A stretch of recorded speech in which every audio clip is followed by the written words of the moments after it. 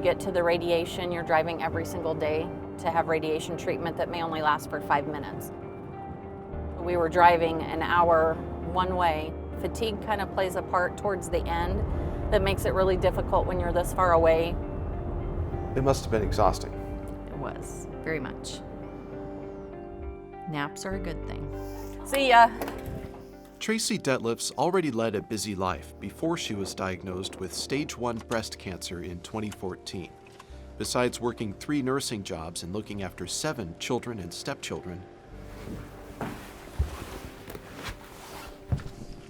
Detlefs and her husband Sean raise Angus cattle in the heart of cattle country in Loop City, Nebraska. We work our full hours and then come home about 6 o'clock at night or so. And we've usually got some livestock to take care of, so sometimes we're out here chasing cows in the dark.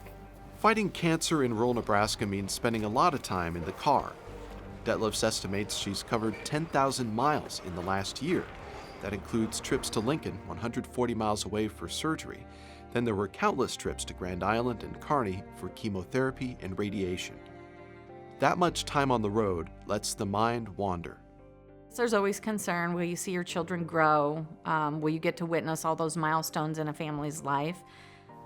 But we're very positive that whatever's meant to be will be. Dr. Chopur is an amazing man, but I feel really encouraged to have him as my physician. Dr. Sitka Chopur is based at St. Francis Medical Center in Grand Island, but also goes to cancer clinics like this one in Hastings, where his first patient of the day came from Kansas for a checkup. Majority of our patients, cancer patients, live in rural setting, and with that, having some tumor registry and collaborative work is crucial. Patients from 23 hospitals across the region are donating blood and tumor samples to create a breast cancer genetic registry. Researchers can compare DNA from different patients in the database to reveal genetic patterns. We'd like to be able to say that a given genetic signature or profile will give us more information than the standard microscopic exam that we've used in the last 200 years. But that takes lots and lots and lots and lots of information. That's where patients like Tracy Detlefs come in. Being a nurse, I'm up for anything that involves more research or data gathering, and so when they approached me about it, I was really open to being part of that. There are now more than 2,000 patients in the breast cancer registry. Researchers are already sorting through the data. But as more patients are added, it will be easier to see genetic patterns that could advance cancer treatment. Hey. Hey. Well, that's real encouraging that if something bad is going to happen, something good can come out of it. The good news for Tracy is that her prognosis is good.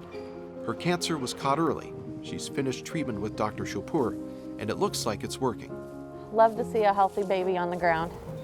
But she says it's also empowering to know that after her cancer is gone, her genetic information could help cure patients in the future. The greatest hope out of all of this would be to see a world cancer-free in the next generation for our children. You know, you hear of all the kids in St. Jude's, and we've got all the people in our local community that are adults that have cancer, and it'd be wonderful if we could figure out a way to beat this or eradicate it so that we didn't lose so many people.